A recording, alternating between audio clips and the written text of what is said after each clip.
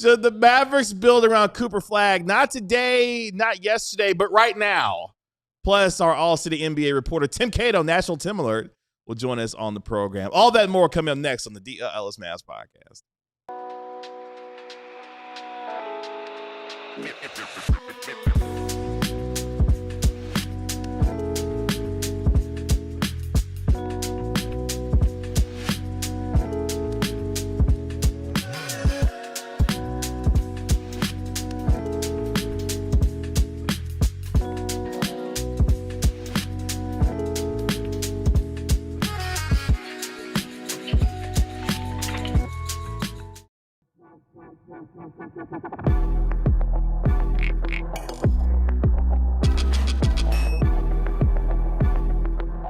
Welcome into the DLLS Mavs podcast, powered by Game Time and Michelob Ultra. Download the Game Time app, create an account, and use code DLLS for $20 off your first purchase.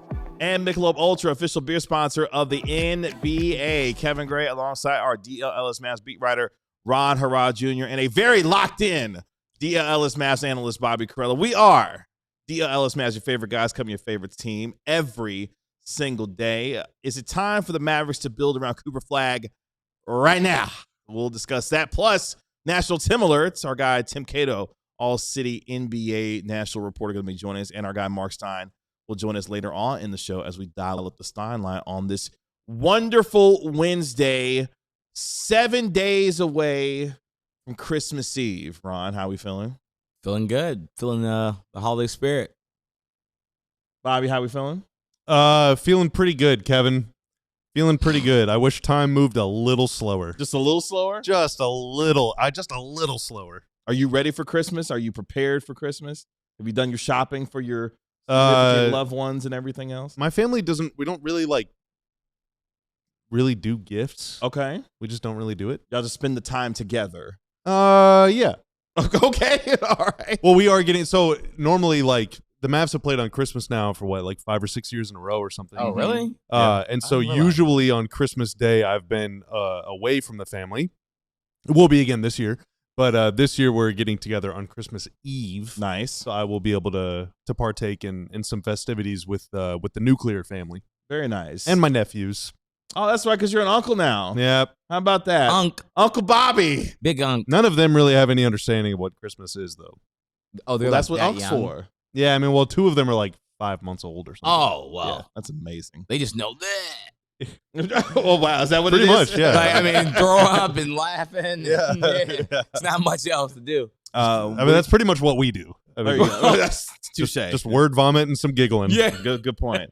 We're also getting ready for our annual pajamas and pancakes party that we do at my house every year. So we get our favorite Christmas PJs, which I still haven't bought yet for my family. But we get our favorite PJs together, and we have pancakes, and we do breakfast for dinner on Christmas Eve. So And we eat pancakes? We should do DLLS exactly, yeah. pajamas. Yes. The lead item is pancakes, and then everybody else can bring what We ever they got want. some DLLS sweatpants, I'd be all over those. Yeah. Or really, they'd be all over me. Pretty much. Should we ask D-Line? D-Line loves when we request more things. Good point. We should I'll we should DM have him an right ugly now. Christmas We should party. all DM D-Line at one the same time. At the same time, we're like, Hey. we want In this. separate, yeah, That's separate, right. yeah. Just pick them for Good afternoon, everyone. That's for the rest of the day. Or good morning, depending on, I guess, if you're on the West Coast. By the way, I'm gonna set a theme for the rest of the show. You're welcome. What's your favorite Christmas movie? I want to know what your favorite Christmas movie is. I want you to throw those in the chat Elf. throughout the course. Oh, I thought you were asking me. Immediately, Elf. The off girl the with top? the dragon tattoo. Stop. Come on, Carella, really? I knew he was going to do some. Daniel That Craig is literally- excellent. do Die It Hard. happens there are 2 Christmases in that movie. Daniel Craig is excellent in that movie. I'm just going to go Home Alone or something. Home Alone 2. Home Alone is Home Alone is also goated. very good. Home Alone is goated. That's the New York one. The New York one is Christmas, right? They're both Christmas. They're both Christmas. Oh, yeah. they're both Well, I'd say they're both. I'm gonna There's go. Yeah. I'm there's gonna like go 7 Lost in Home New York Alone. though. for That's sure. right, exactly. Tim Cato's Original in the Home Alone comments. is goated. Need to see Bobby in a group fit. A grout fit. Grout No, fit? no. Gray God, outfit. my eyes. Did he just put gray That's and a thing. outfit together? That is an actual term. Grout fit is a thing? Yeah. What does it mean? I've though? never heard that. You really underestimate white people. I don't know it. Maybe I'm I'll not be white. honest. I guess I'm not Can white we enough. just? The That fact is that the end Tim of the knows it. DLLS Mavs podcast. We're done for today. We'll talk to you tomorrow for game time. Is Die Hard a Christmas movie? No, it is not. Don't get me so started. So the Christmas movie no, like literally means it's on Christmas? No. Like, is that just what this means now? If it's cold outside, it's Christmas. I knew T.O. was going to do that say Die Hard was a Christmas movie. It is not. We'll talk about that later. I doubt we will. No, we won't get to it later. Okay. It's a packed show, Kevin. That is true. Let's start with whether or not the Mavericks should build around Cooper Flagg right now. Did you know, boys and girls, check this out. The best player in the clutch this year by field goal percentage is your 18-year-old rookie, Cooper Flagg. He has been unbelievable in clutch time since being removed off the ball. My man is shooting over 50% from the field, really good, scoring over 20 points per game, and has been absolutely dynamite. Of course, coming off a rookie record for an 18-year-old, 42 points against the Utah Jazz. Yes, I know it was in a loss, but at the same time, he continues to turn heads. And as we are now 6 weeks away or so, less than 6 weeks away from the NBA trade deadline, Bobby, the question is it time for the Mavericks to build around Cooper Flagg right now? I do not think so. No, I would not be making moves right now that are like rash. Well, it depends. It depends. So like at this time of Luka's rookie season, it was becoming clear, oh, this guy's really good. Yeah. Like he's really, really good. We can build around him. And the Mavs did.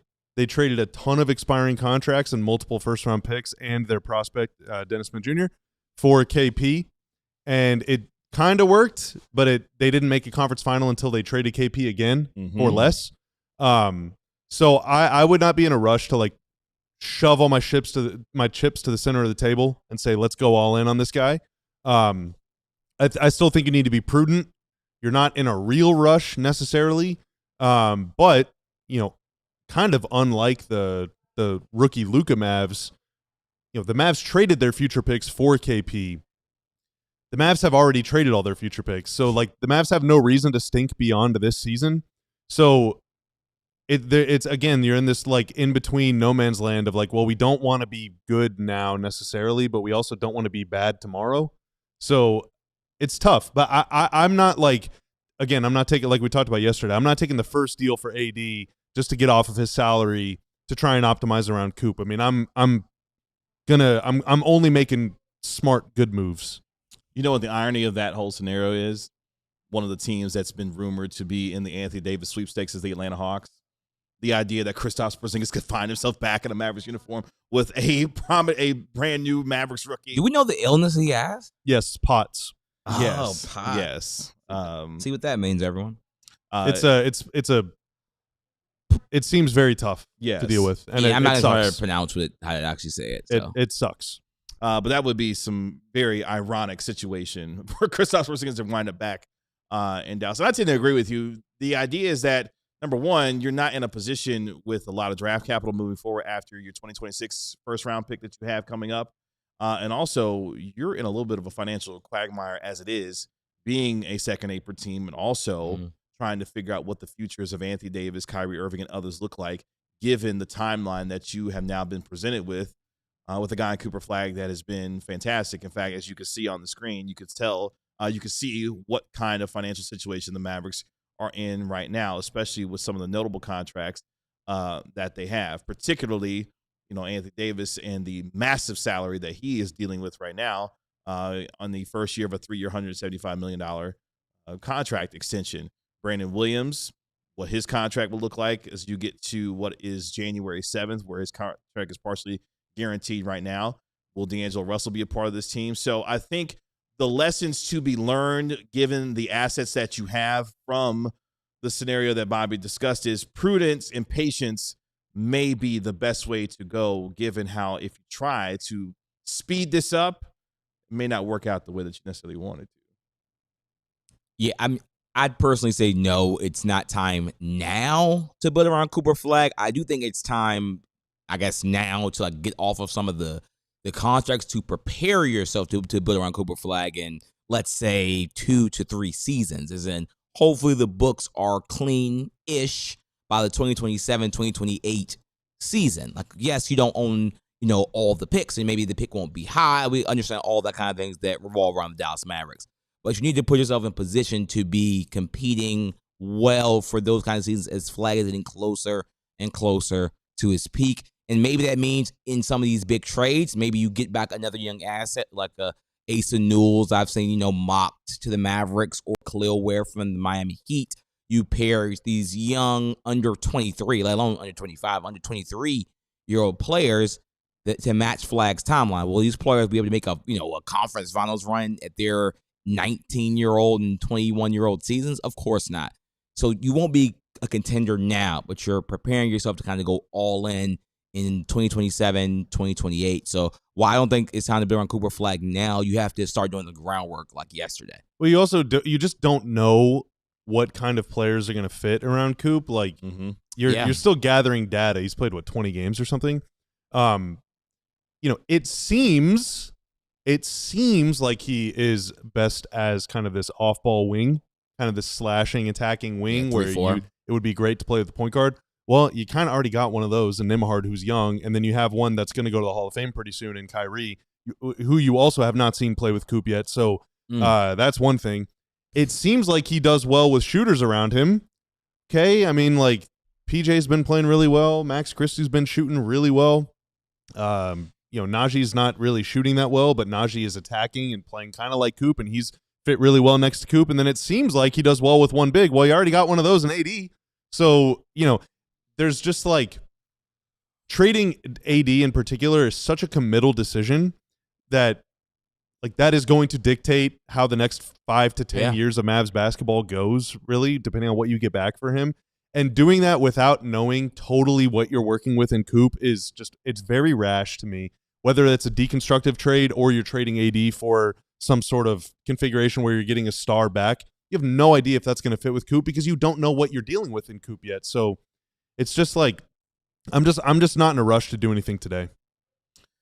You're still trying to figure out whether or not you want to see Anthony Davis play alongside Cooper Flagg and Kyrie Irving once he returns as well. I know a lot of folks have been jumping in my mentions about the idea the Mavericks should take the Thunder approach to find a way to not only get younger, acquire assets, build slowly, and then when you have the guy, which we believe we have here in Cooper Flagg now, you start to see what the young cores of this group looks like. And also, you got to evaluate Derek Lively and his potential future as well, whether or not he could come back healthy and be on the floor for long stretches of time to be a part of a young future for the Mavericks as well. Kent also saying, look, this is going to take time, 3 to 5 years, because you're looking not only at Cooper Flagg's timeline and how you recalibrate that given the roster that you have, but also you're looking at teams like the Thunder, like the San Antonio Spurs, who we just saw in the NBA Cup final, who are building around young cores. Yes, obviously with San Antonio, they've got Victor Wembanyama, but they've also got talented young players like a Stephon Castle, now Dylan Harper as well has been added to the mix. So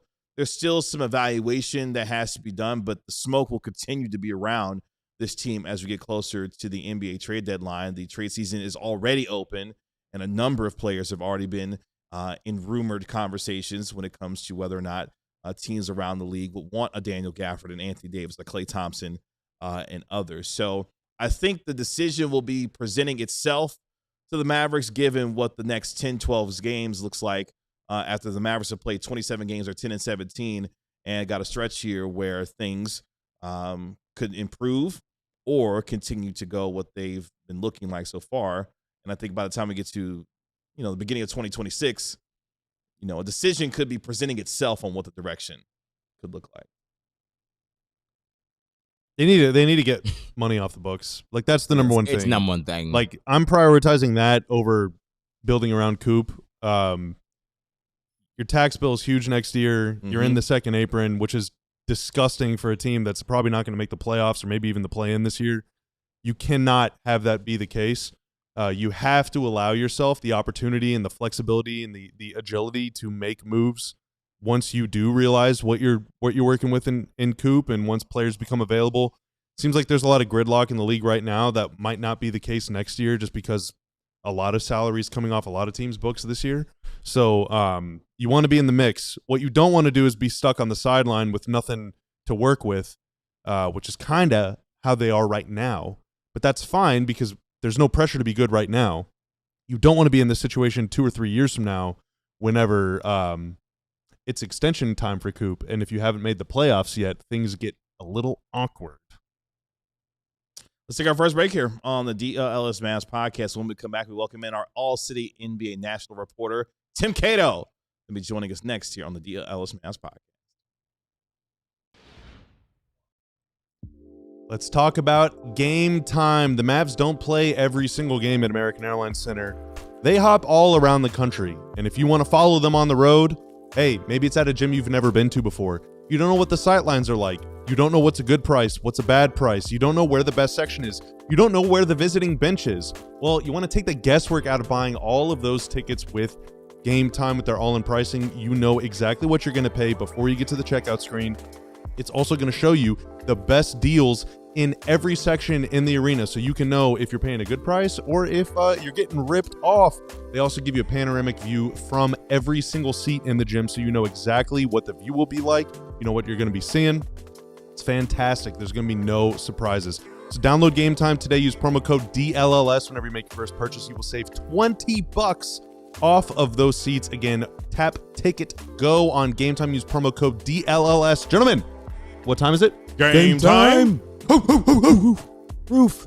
And if you're a last-minute shopper like me, we're just 8 days away from Christmas. I've got the perfect gift in the last-minute shopping needs that you have, and it comes in the form of Aura Frames. With Aura Frames, you can upload unlimited photos and video. You can preload photos before it ships, and you also can personalize your gift by adding a message to it before it arrives for the perfect person in your life. In fact, you can share photos and videos effortlessly with Aura Frames straight from your phone all year long, and it comes with a beautiful gift box as well, so you don't have to go scrambling looking for a way to wrap up your Aura Frame, because Aura Frame will take care of that for you. In fact, you can't wrap together this, but you can definitely frame it. So for a limited time, save on the perfect gift by visiting auraframes.com to get $35 off Aura's best-selling Carver matte frames, named #1 by Wirecutter, by using promo code DLLS at checkout. That's auraframes.com. Promo code DLLS. This deal is exclusive to our listeners, and they're selling out fast, so make sure you mention DLLS Mavs at checkout. And remember, terms and conditions apply with auraframes.com. We'll be dialing up the Stein line here, coming in about 13 minutes here on the DLLS Mavs podcast. Appreciate you joining us here on DLLS Sports. Make sure you like, comment, and subscribe. And join the over 38,200 subscribers here already here at DLLS Sports. Right now, we welcome in our All-City national NBA reporter. You can find him apparently in what's like a very sunny location. He's right glowing. now. Yes, he is our guy, Tim Cato. Tim, what's going on? I'm just well backlit.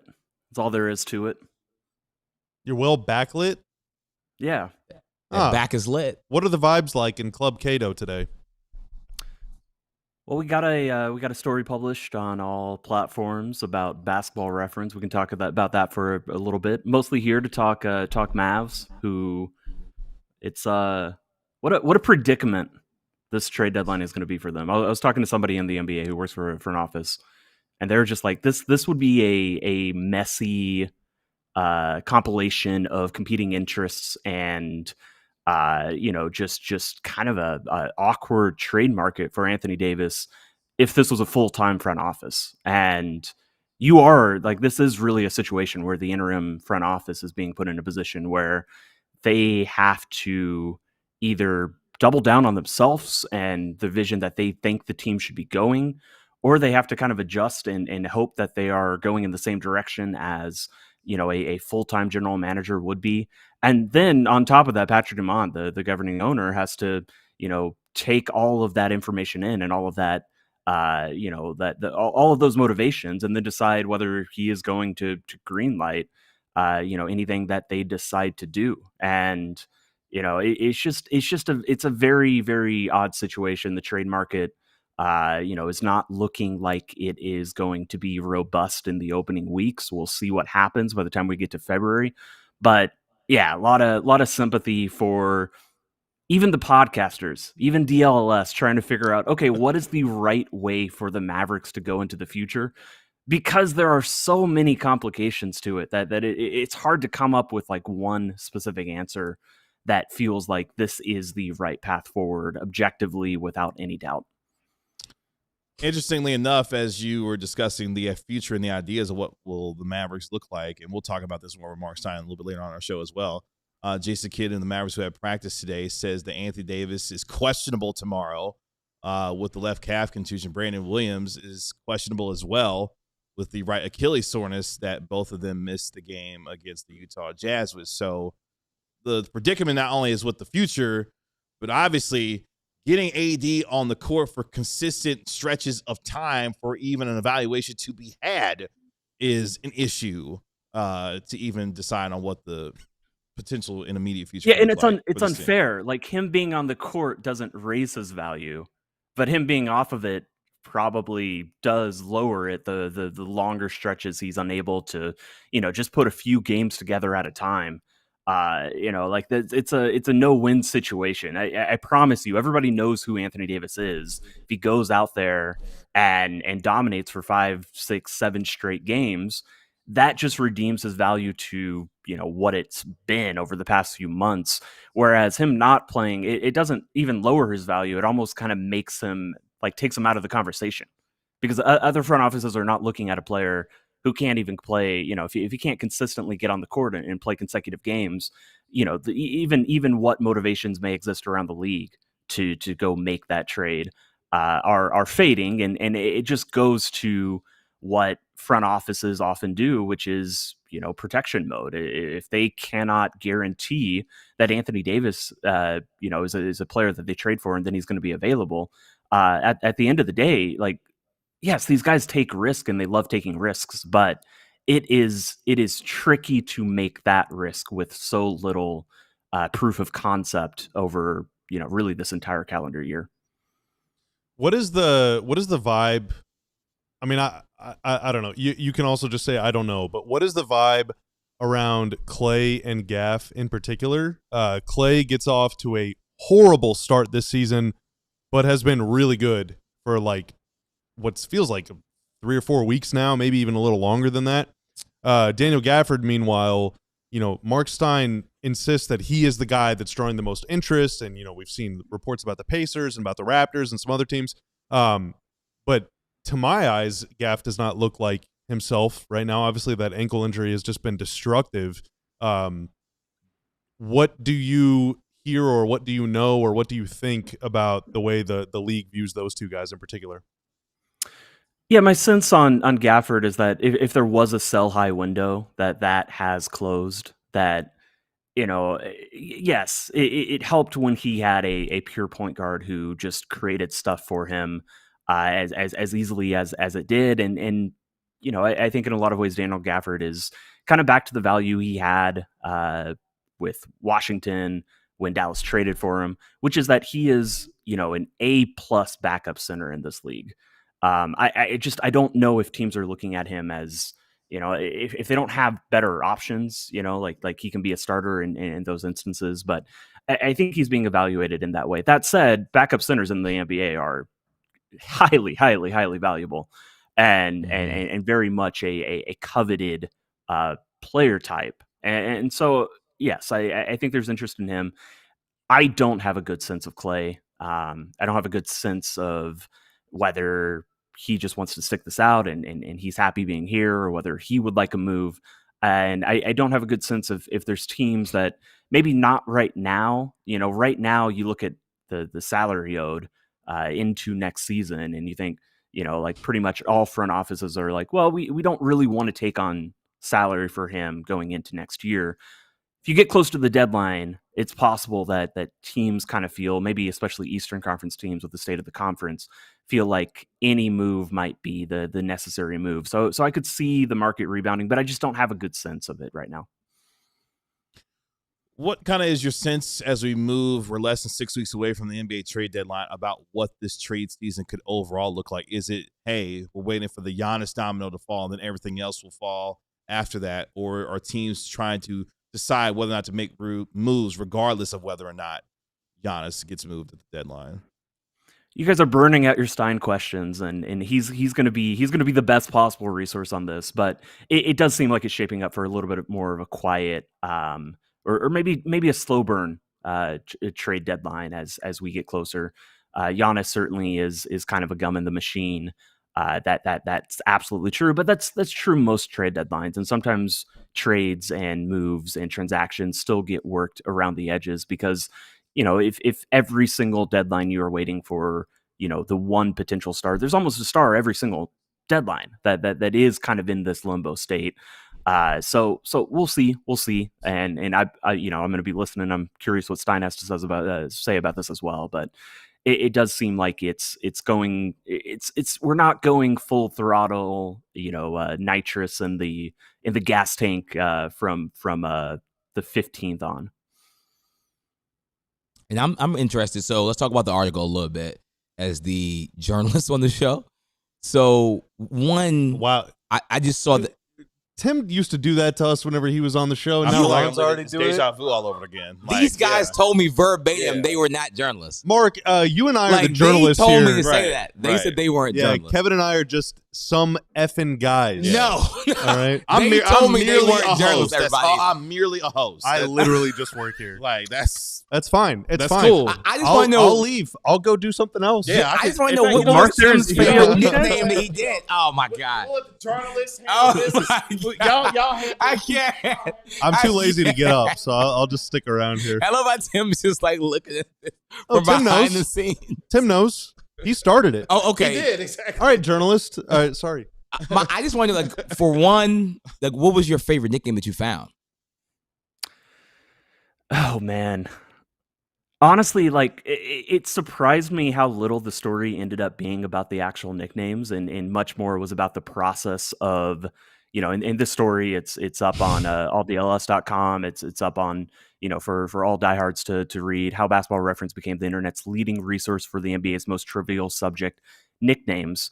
It really was about how the mid 2000s internet was just rife and ripe for nickname creation, and Basketball Reference, Sports Reference as a company decided it was going to be something they leaned into. That was really interesting.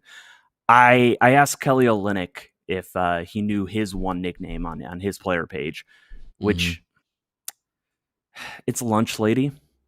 Wait, I don't know if you guys can Damn. Maybe, Now I will not be able to unsee that for the rest of Kelly Olynyk's career. Maybe you guys can figure out how that might have come to be coined.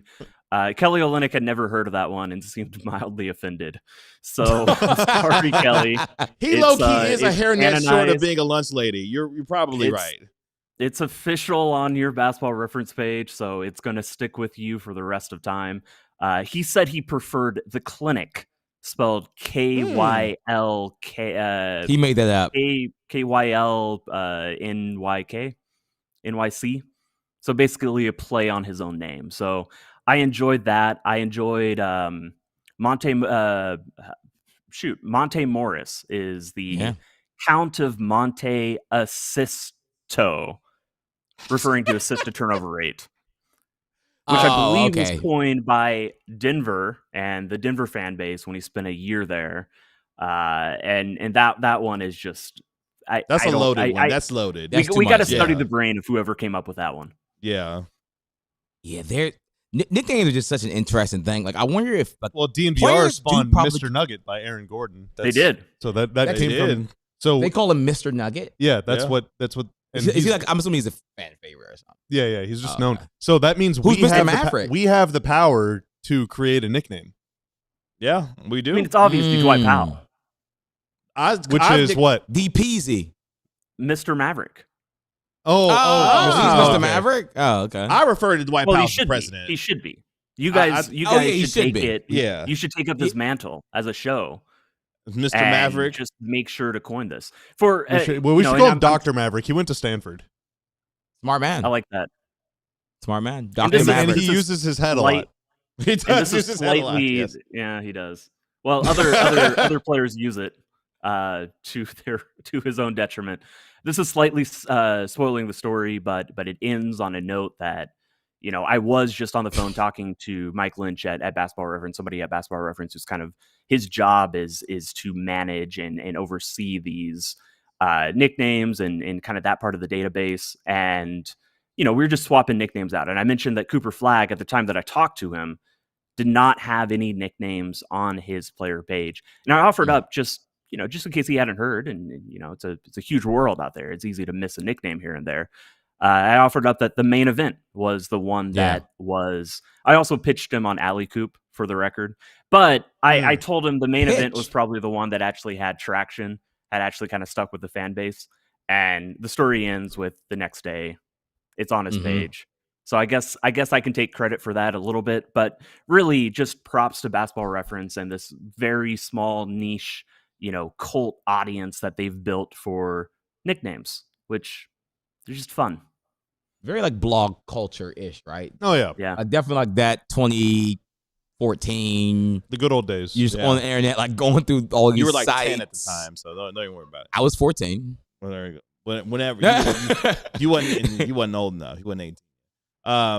You're still the main using event Axe is body natural. spray. Right. I think the main event is an amazing nickname. Oh, Like, yeah. the main 10 event out is of just 10. that's Yeah, a no, box it's a good office. one. Main event sides in next. Like, Like, 10 out of 10. One day you have to do a story. I'm giving you work, yes. One day you have to do a story on the nicknames that players didn't embrace.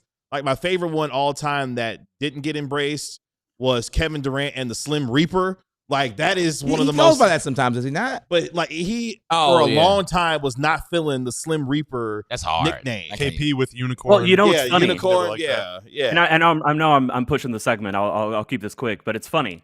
There is actually another player in the NBA that I talked to who has the nickname Slenderman, or Slim Reaper. I'm so Wemby. sorry. Slenderman is a different nickname for Brandon Ingram. Slim Reaper. It's Nick Claxton. And it didn't make the story because his explanation wasn't that interesting. Basically, he just got nicknamed it in college. And I guess if you're a college player, you can be bestowed an NBA nickname. But now that he's in the NBA, it feels a little bit redundant. Like, even though KD rejected it as his nickname, it didn't really seem like Nick Claxton was, super, super into embracing it. But I just thought it was interesting that sometimes there are even these stories of, one nickname gets bestowed to a young player that is now a peer of the player that he got nicknamed after. It's a wild world out there. You got to watch out for the monikers. Yeah, because I've never thought of Nick Claxton and thought that's the Slim Reaper right there. Never thought of that. Yeah, it's kitty. He is slim. He is slim. He's not a Reaper. The Reaper part. Nah, he's good. But hey, you're going to go the rest of your life looking at Kelly Olynyk and thinking lunch lady. Yep. Man. Yep. Yep. Pretty much. Tim, it's good to see you as always. He is our All-City National NBA reporter. You can find him on X at Tim_Cato, formerly of the DLLS Mavs podcast. Of course, he is Tim Cato. Tim, good to see you, man. Yeah, I'll come catch you guys in studio after the holidays. We got to make it happen. Sounds Indeed. good. Bye, Talk to you Tim. later. That's our guy, Tim Cato. Good enough to join us here on the DLLS Mavs podcast. When we come back, we'll dial up the Stein line on our show. Our National NBA Insider joins us for the last two segments, including later on in our show, a little Trivia Wednesday. It's always Trivia Tuesday. It just happens to be Wednesday. I meant to say that, but the brain short-circuited there. We'll come back and talk to Marc Stein next. So one of my first jobs out of college was a pyrotechnician. I worked at a fireworks company and special effects company, and I actually manually packaged confetti orders and some other things that we would ship out to our customers. And if you are anything like me, maybe you don't blow up fireworks, but maybe you sell literally anything else online, then you should be using Shopify. Shopify powers 10% of all e-commerce in the U.S., including about our DLLS merch store. Let's go. If you ever Dope. bought anything on our site, then you know how easy and seamless it is to use Shopify. Shopify's got you covered with website creation, product descriptions, and a whole lot more. It is a great service. Again, it powers our DLLS merch store, and it has, I'm sure, helped me and helped many other companies along the way. So you can turn your big business idea into... Good job, Tanner. With Shopify on your side, sign up for your $1 per month trial at shopify.com/allcity. Again, shopify.com/allcity today. So Bobby and Kevin, I maybe was at like a, kind of like a, not a wedding, but it was a proposal. It's my first ever one going to. I'm 25, right? So at this type of event, people offer you beverages. It's probably somebody says, "Hey man, drink this." I said, "Hey, get that beverage out of my face. That's not right. a Michelob Ultra." You know why I picked Michelob Ultra? 2.6 carbs, 95 calories. Maybe I had one, maybe I had 7. Regardless, I had a great time. I woke up feeling amazing the next day, and I had my Michelob Ultra with me. And guess what I felt like? I felt like I was victorious, Bobby. I felt very victorious because Michelob Ultra is the delicious taste of victory that deserves something equally superior. I had a great time. I only had a lot of Michelob Ultra, and I felt really, really good doing it. It's the superior smooth taste worth playing for. Michelob Ultra is the official beer sponsor of the NBA. And apparently of Ron's proposal weekend. That's Yeah. right. Get the other stuff out of my face. Michelob Ultra, you're the GOAT. Oh. Sorry, everybody. That wasn't I had you. some phlegm in my throat after that was segment. not you. Like, I That literally was- thought about another beverage and almost died here. No, I'm sorry, that was everybody. not you. Appreciate Michelob y'all. Ultra, you're the GOAT. Appreciate all of you hanging out with us here on the DLLS Mavs podcast. Let's dial up the Stein line with our national NBA insider. You can always do so on X at the Stein line. He, of course, is. Yep, we're so back. The hand in the camera. I feel like, okay, so I feel like you now just do this as a bit. Because you're, or maybe not, actually, now as you degrade, knock over your camera. Wow, that was close. That was close. That was close. That's a good background. Yeah, this is a nice little setup. Mark, what's going on?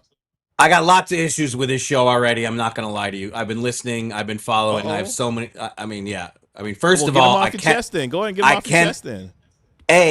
I cannot believe that young Rod Harad Jr.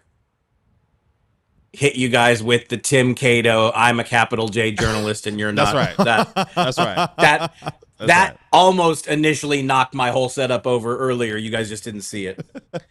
I can't believe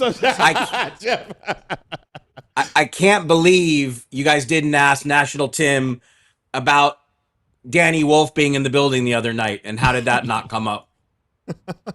Well, you know, we're not capital J journalists, so we don't ask the hard hitting questions like we need to. Apparently. You know, so. I'm not going to list all the things. I'm not going to list all my issues with Tanner so far. I'm just going to save that for the next private staff meeting. Be careful. Oh, wow. Uh-oh. And I also did see Luke Byrne in the chat asking in a very Australian way, are we going to be wearing Christmas jumpers on Christmas Day? I do plan to. I do plan to wear a Christmas jumper to the Christmas show, but it's not going to be a Mavs Christmas jumper. That's all I'm going to say. Oh, all right. Oh, okay. All Well, right. not. Cool. I might wear I have one ugly Christmas sweater. I might wear it. It's Mavs though, but I might wear it. Okay. Yeah, you should. I think we should. I think we should do that. I might wear some jammies too. Who knows? Don't wear jammies. Okay. Wow. Mark shut that Dang, down. all right, I won't say it. Don't do it. Not happening. I mean, it's gonna be like 94 on Christmas. It's gonna be Day, 75 No, it's degrees on not. Christmas Day. It's gonna be Is it 75 really? degrees. No Yes. way. Is it? Yeah, That's 75. real? I looked at the. I might wear shorts. My birthday's in 5 days, so I looked at my birthday and Christmas week. Yeah, it's gonna be 75 degrees on Christmas. And we Day. are in the pod room on Christmas. Oh, are so I we? literally might just wear shorts. That's gonna be beautiful. Okay. So if we wear Christmas jumpers, I get the fan. Oh wow. Okay. All right. That Mark's is just my calling- fan. That is Calling my pulling fan. rank. He doing all kinds of stuff. Okay. All right. Let's get into it because Jason Kidd said about maybe 20, 25 minutes ago that Brandon Williams is going to be listed as questionable with right Achilles soreness. Once again, he missed the game earlier this week against the Utah Jazz. And Anthony Davis questionable again with the left calf contusion, the same calf that, of course, he had the issue with that caused him to miss 14 straight games. So let's just start there as the Mavericks get ready to take on the Pistons tomorrow night. Yeah, I mean, it's obviously not good news. I mean, we've all said it that the Mavs were hoping that once Anthony Davis returned from a 14-game absence, that they could get a sustained 6 to 8 weeks of good play from him. But you know what? I'm not sure the offers are going to be anywhere close to what the Mavs would hope for at this trade deadline. And I did hear the start of National Tim's segment, and I thought he said it very well. There are a lot of competing factors here for the Mavs to weigh. And just look, I reported it in my Substack. I can't remember which day it was, but maybe it was Sunday. Within the last few days, I reported it. You know, the way a source laid it out to me was like, you don't just trade AD for the sake of trading him. Like, the trade that landed him here is already the most controversial, polarizing, pick your adjective trade, not just in franchise history, maybe in league history. You don't just turn around now and trade AD for whatever the best return is between now and February 5th. And look, I know there are risks if he stays on the team past the deadline. There is the risk of further injury. There's the question about how that will impact the Mavs in terms of how they finish the season. We know that it would be best for them realistically to be in the lottery again. How can you end up in the lottery if you have AD all season and Kyrie Irving coming back in 2026? I realize that all of these are clashing priorities, and there is no obvious, let's follow path A or let's even follow path B. There is no clear-cut thing. But to me, trading Anthony Davis for a very subpar return, I just don't like the sound of that on any level. I just don't. I don't have the answers to the other parts of this. Like, the Mavs somehow, it is a very difficult needle to thread, but somehow they have to get a, quote, good return for AD, however we're going to classify good, and somehow end up in the lottery. That is the ideal two-pronged scenario. And again, not going to be easy to do, but rushing out to make the first AD trade that presents itself, I personally wouldn't want to go down that road. And, anybody who wants to disagree with me, you're more than entitled. We don't have to have unanimity here. But if you ask me how I see it, that is how I see it.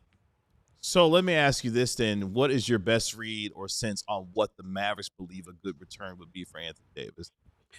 I'm not sure they've pinpointed it exactly. I would imagine, and again, this is, the problem is if I say it, then it's like Stein says. I truly don't have a firm, lasered in handle on it. But is there any scenario that you get multiple picks, multiple firsts? How good are those firsts? I don't know. I don't know if that's going to be out there for them. I really don't. You're obviously not going to get anything close to what was surrendered in the trade that landed in here. But let's just use the Atlanta example that everybody loves to throw out there. Yep. An expiring contract and probably some low-level first-round draft compensation. Is that enough for you? Bobby, is that enough for you? I'm asking you. I'm sorry. Can you repeat the question? Yeah, sorry. I didn't mean to catch you off guard. The Atlanta thing. Let's just say it's a deal centered. And look, even Porzingis' expiring contract does not come close to AD's number. There would have to be other contracts in there. But let's say the Hawks made a hypothetical offer that is focused on Porzingis' expiring deal, and let's just say it's 2 firsts, but they're bad firsts. Like, is that enough for you? Cap relief and I would be sad about that. I wouldn't be enraged, but I would not be like, oh yeah, and high-fiving all my friends. You know what I mean? Yeah. Yeah. I'd It's just like, be like, eh.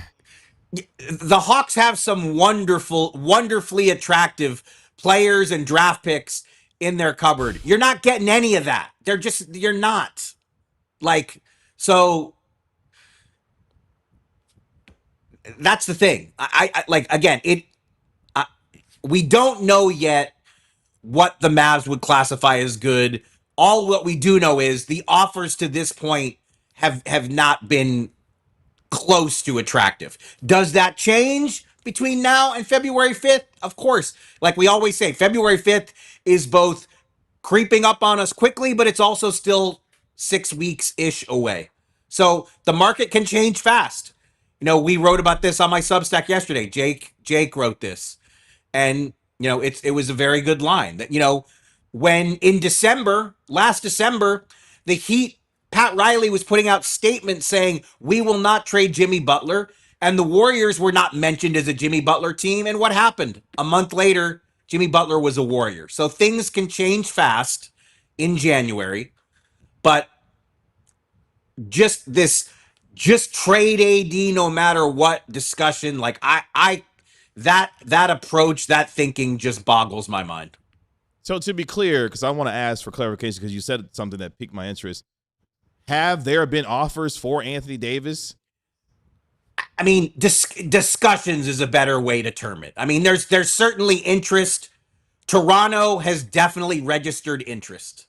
That is for certain. The Hawks, I think it is more exploratory, is probably a better way to discuss it. And I think Detroit's interest has been vastly overstated, although it would really be entertaining if AD can play in this Detroit game and if he goes, let's just pretend that we didn't hear this morning that he's still going to be listed as questionable. Let's say we knew AD was a full go and he put up a 30 and 20 against the Pistons. Just the media noise after a game like that would be fun and interesting. I mean, it would liven things up. I still don't think Detroit's going to make a play for him. All the signals, excuse me, all the messaging out of Detroit has been they want to stay on their conservative, patient path. It's the approach they've maintained to this point. And remember, too, not only is there wisdom for the Pistons in being patient and letting this thing continue to grow organically, Jalen Duren and Asar Thompson are two young players they really, really like, and they're going to have to re-sign those guys. So trading for Anthony Davis and a salary that's in excess of $50 million would complicate a lot of stuff happening in Detroit. So, but again, Sounds like they're stuck between a rock and a hard place right now. I really hope AD plays, and I hope he has a massive game because I think that would certainly liven up the discussion.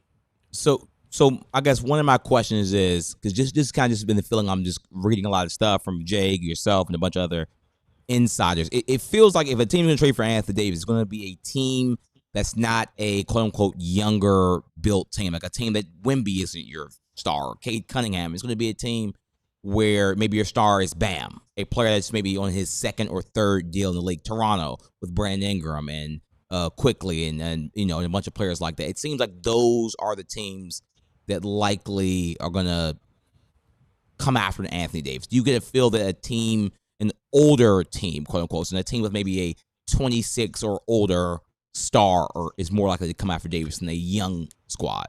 Yeah, I don't know about age precisely, but I mean, if you're trading for Anthony Davis, it's because you think, all the talk has been the East is so wide open. And it's funny, our old friend Jalen Brunson keeps pushing back against that. But look, Toronto, the Raptors have been, the Raptors were aggressive. They traded for Brandon Ingram last year when they were nowhere near win now. But, you could also see that the Raptors thought they were getting Ingram at somewhat of a discount because he had a lot of injury issues to that point. And if you remember, the Raptors traded for Ingram and extended Ingram. He didn't play a game for them until this season. I mean, he did not play a game for the Raptors after the trade deadline. So I think the Raptors felt like they were able to acquire Ingram at a favorable price point. And I just, again, the position the Mavs are in is not enviable, but let's also not forget a lot of this is of their own making. They put themselves in this position. But the reality is, if it's me, I like the idea of being a little bit more patient, delaying the Anthony Davis decision until the offseason, and then, but can you still, and they got to end up in the lottery somehow. I know what I'm saying is it's not easy. I mean, now when Kyrie comes back, this has not been announced or stated to me or even whispered to me. This is more of a common sense deduction. I can't imagine Kyrie's going to be playing in back-to-backs when he does return. I haven't studied how many back-to-backs are in the second half of the season, but, I think the point is Kyrie probably wouldn't be, even if he comes back on January 15th or February 1st, or just pick your mythical date out of a hat. I don't think he's playing every single Mavs game for the rest of the season from whatever that point is. But yeah, I mean, can the Mavs, they got to end up in the lottery somehow. They got to stay in the lottery just to give themselves a chance of getting lucky again. And realistically, can they count on getting lucky again? They certainly can't count on it. You can certainly argue that they used up a lot of luck to win last May's lottery and get Cooper Flagg. But if I could sketch out what would be the ideal scenario is keep AD unless the offers change, unless there is a package that emerges between now and Feb 5 that is actually palatable. I don't think anything even discussed in an exploratory fashion to this point has been palatable. Let's take our final break here on the DLLS Mavs podcast. When we come back, we'll do some Trivia Tuesday on a Wednesday. We'll do that next. But before we get there, I want you to become part of our DLLS Sports family. There's no better time than right now, especially during this holiday season, to become a diehard member here at DLLS Sports. Go to alldlls.com/diehard, or you can click the QR code that you see on your screen right now. And when you do, you get 20% off our events. We've got free merchandise that you get. You get a free t-shirt upon sign up, as well. You get access to our premium content curated by our guy Ron Harrod Jr. covering your Dallas Mavericks, Jeff Wilson covering your Texas Rangers, Sean Shapiro and Sam Nestor covering your Dallas Stars, and of course Clarence E. Hill Jr. and Ali Jawad covering your Dallas Cowboys to get ready to take on the Chargers on Sunday afternoon for their home scheduled finale of the 2025 NFL season. Also, you get access to our member-only Discord as well, where you can come in, you can hang out with Tanner, who's always taking your suggestions, wanting to do things to improve the show. You can have conversations with him. What a selling point, hanging out with me. That's a new one. Yeah. I like it. You are the resident powerful man on this show. So at this point, it's your show. We just live in it at this point. But yeah, you can hang out with Tanner. You can hang out with any of us in the member-only Discord as well. And we've got our ALLCITY brand new hats in collaboration with Branded Bills. So you can take a look, as you see on your screen right now, the beautiful collection. If you're looking for the last-minute holiday gift in your favorite DFW sports fans' life, I encourage you to go to store.allcitynetwork.com. Check out the ALLCITY headwear and our brand new styles that we have out and available right now. We've got also tremendous discounts on our merchandise, whether it be t-shirts, hoodies, hats, all kinds of stuff. So if you're looking for a last-minute gift, again, store.allcitynetwork.com is the place to go to get your DLLS sports gear. And also check out our newsletter every single day, our DLLS sports newsletter curated by Ali Jawad. Hit your inbox by 8:39 a.m. every single day, looking at all of DFW sports through the lens of us here at DLLS Sports. It's a great way to catch up on anything that's happening in DFW sports. And alldlls.com for diehard today. Shout out GM Ben with the $2 super chat. Don't have to count on anything when it's rigged. They rigged it once. Can they do it again? Or maybe they've rigged it like 50 times. Right. It's the next couple of years. They just do it every year. Yeah, every year. As we bring back in our National NBA insider, Marc Stein, here as we finish up here with Ben.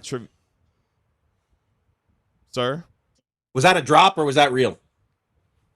That was you. That went over your guys' head. That went over your guys' heads. Forget it. Forget it. All right, we got to cruise through this because I got a meeting in 7 minutes that I cannot be late for. Otherwise, you're not going to make it. You're not going to make it.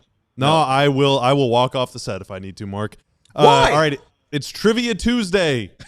Death by meeting. Well, should we just talk for 7 minutes and save trivia for the next time we're all together? No, we're doing Trivia Tuesday right now, Mark. As always, play along in the chat. Tanner, go ahead and cut off his mic. As always, play along in the chat. All right, question number 1. Max Christie is currently shooting 45.8% from 3. True or false? Among qualified players, that's the best three-point percentage in a season in Mavs history. True or false? False. What's the amount of threes? Just qualified. So by the number of threes taken false. relative that season. Hubert, I'm going I false. changed my answer to false. Hubert Davis has done better than that. I'm going to say Tim Legler's done better than that. I'll go false. Okay. I would love to False. say it was Tim. I would love to say it was Tim Nash. Legler, but those Mavs teams weren't good enough. It might be Nash. Nash or Hubie Davis are up there. Nash is really efficient, so I'll go Nash. False. The correct answer is false. Not only is Hubert Davis, Mark, you were right, 49.1% in 99-2000. That is the best. Number 2 on that list, Detlef Schrempf. Oh, wow. 47.8% from 3 back in 1986-87. Max Christie currently number 3 on the list. Seth Curry also up there and Steve Nash up there a couple times. Damn, Legs didn't make it at all, huh? No, Legs I was trying to did give not Legs make It's not Legs' fault. Those teams were so bad. Yeah, Like- it's not you, it's me. Okay. Cooper Flagg became the 7th Maverick since 2000 to score at least 42 points in a game. Can you name the other 6? Oh God. Luka Doncic, Dirk Nowitzki. Michael Finley. Yes. 40. Steve Tim Nash. Hardaway. Steve Nash, no. Tim Hardaway, yes. Oh yeah, Kyrie Irving, Kyrie Irving, Jerry Stackhouse. no. Jamal Mashburn. No. What that's year did you say? 2000. Oh, 2000. Since 2000. 2000. Jason Terry. You're missing the one that, Kevin, you always guess this guy for every single question. PJ Washington. No. Huh? Jay Vincent, no. That's before 2000. Trey Burke. Trey Burke, no. Good guess, but Josh Howard. Josh Howard. Yeah, that was is so it. stupid. So it is Luka who did it 27 times, Dirk 8 times, Kyrie 6, Finley, Howard, Timmy, and Coop 1 each. All right. 27. I thought Trey times. Burke had a heater one game that he just caught. He did. He had probably like 34 or Yeah, something. yeah. Did Porzingis drop? Oh, you said at least 42. Yeah, KP had 39, I think, was his most. He never had a 40-point game in Dallas. Okay. Ryan Nembhard has 3 Yes. points, assists, He has double that doubles thing. this season. 3 points, assists, double doubles this season. Dirk Nowitzki played 21 seasons for the Mavs. Does Ryan Nembhard have more, the same number, or fewer points, assists, double doubles than Dirk ever had? The same. So Nebhard, but he does have Oh. fewer. Fewer. So Dirk has fewer, or Nembhard has fewer? Nembhard has fewer. than Dirk. Nembhard has fewer. Nembhard has I'm fewer. going same. The same. Dirk has more. Or sorry, Nembhard has more. Nembhard has more. Cats with with me. Tanner. You can't ask Stein a Dirk question. The This is correct true. answer. Ron knows sports. 3 and 3. Oh, the same. 3 and I three. beat It's the Stein on same. Dirk. I guess Dirk. 3 Remember for this. Ryan Nembhard and 3 for Dirk. All right. Wow. Question number Travesty. 4. Travesty. On this date in Mavs history, a former All-Star scored 32 points in Cleveland for the Mavs. His most in a game as a Maverick. Kemba Walker. Can you name that player? Kevin Gray Kemba says Walker. Kemba. It's Kemba, player? Kemba Walker. He's right. Stein says Kemba. He's right. I'm just gonna go with Kemba. That was too confident. Yeah, I'll Ron just go says with Kemba. That just was so And confident. Bobby smiled. That game was a whenever fever KG pitch said it. dream for Kemba Walker and the Mavericks. Tanner says Kemba, and that is Yeah. I think that's the first clean sweep in Trivia Tuesday Thank you. history. Let's go. It was Kemba Walker, December He- 17th. He was not a 2022. Mav long, but I'm really glad he was one of the nicest Yeah, I cannot remember him gentlemen playing. I have ever encountered in the NBA. Yeah, he played And like he was- 48 minutes that night or something. He Like, it was- signed a. He They signed a almost 10-day? stole that game. They almost did. stole They- that game. They He did. deserved the win. They Yeah. deserved the win. Kemba Was he that- on a was that 10-day the- when he did it? Was that the Struce? That wasn't the Struce game, was it?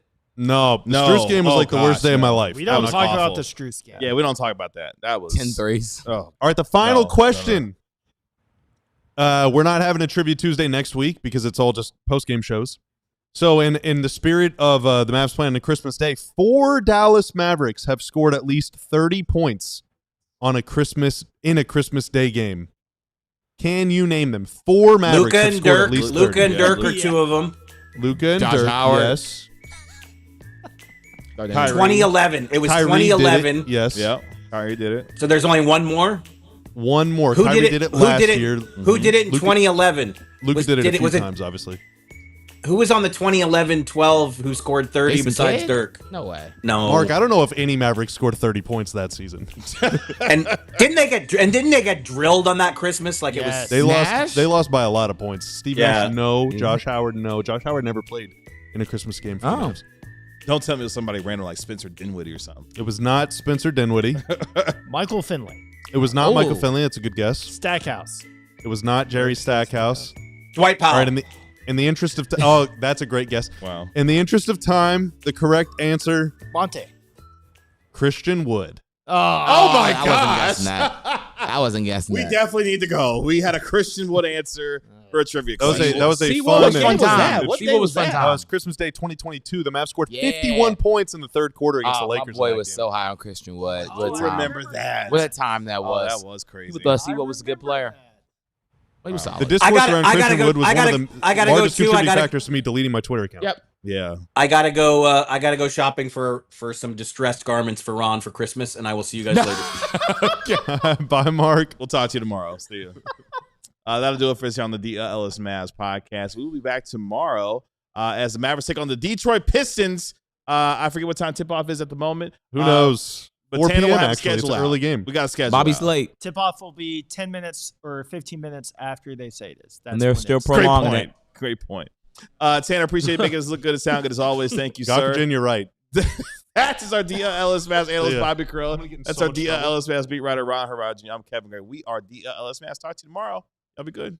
Peace. We all silly like the mayor.